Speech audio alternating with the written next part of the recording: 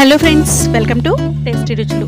Friends, ఇవాల్టి వీడియోలో నేను చూపించబోయే రెసిపీ వచ్చేసి క్యారెట్ శనగపప్పు ఫ్రై అండి. సో క్యారెట్ శనగపప్పు రెండు కూడా మనకి హెల్త్కి పనికొచ్చాయి అన్నమాట. ఇంకొకటి, మనం క్యారెట్ని కొబ్బరి కాంబినేషన్స్తో చూస్తుంటాము, ఇంకా జ్యూసెస్గా కూడా యూజ్ చేస్తాం కదండి. సో ఈ క్యారెట్ని శనగపప్పుతో చేయడం వల్ల ఏంటంటే మనకి ఎక్కువ ప్రోటీన్ అనేది అందుతుందండి. ఇంకొకటి, త్వరగా అనేది ఆకలేదు. సో దీన్ని డైరెక్ట్గా ఇలా కూడా తినేసేయచ్చు అనమాట. సో లేట్ చేయకుండా అది ఎలా చేయాలో ఒకసారి చూసేద్దాం. ఇక్కడ నేను ఒక 7 నుంచి 8 క్యారెట్స్ని తీసుకున్నానండి. ఈ విధంగా పొట్టు తీసేసి పైన ఉన్నది. అదేవిధంగా ఒక పావు గ్లాసు శనగపప్పుని హాఫ్ అన్ అవర్ ముందే నీళ్ళల్లో పెట్టుకోవాలి. సో ఈ క్యారెట్స్ని ఈ విధంగా ముక్కలుగా కట్ చేసుకొని, కొంచెం పెద్దగానే ఈ విధంగా కట్ చేసుకోవాలి. సో ఈ శనగపప్పు క్యారెట్ ముక్కలు రెండింటినీ కూడా కుక్కర్లో వేసుకొని మునగనట్టు మనం వాటర్ని తీసుకోవాలండి.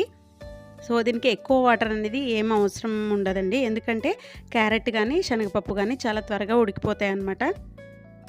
ఒక 2 విజిల్స్ వచ్చేంత వరకు ఉడికించుకోవాలి.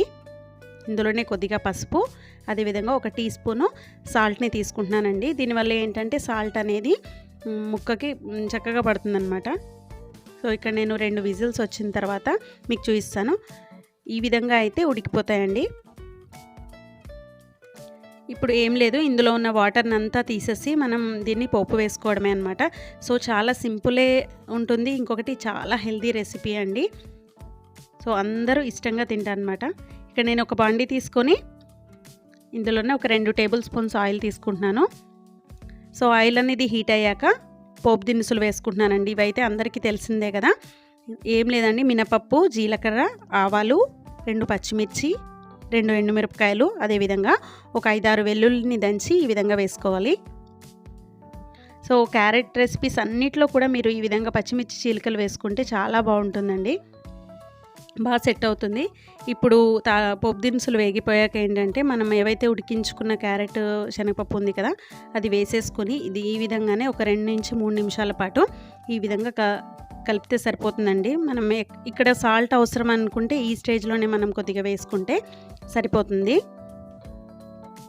సో ఈ విధంగా క్యారెట్ అయితే చక్కగా ఉడికిపోతుందండి. మనం ఉడికించుకున్న తర్వాత ఒక 2-3 మినిట్స్ ఉంచుకుంటే సరిపోతుంది. ఈ విధంగా అంతే అండి. సాల్ట్ వేసుకుని ఒక 2-3 నిమిషాలు ఈ విధంగా కలుపుకొని పక్కకు తీసేసుకోవాలన్నమాట. సో చూసారు కదా ఫ్రెండ్స్, ఈ వీడియో కనుక మీకు నచ్చినట్లయితే తప్పకుండా ఒక లైక్ చేసి, షేర్ చేసి, మన మరిన్ని లేటెస్ట్ అప్డేట్స్ కోసం అయితే మన ఛానల్ని తప్పకుండా సబ్స్క్రైబ్ చేసుకోండి ఫ్రెండ్స్.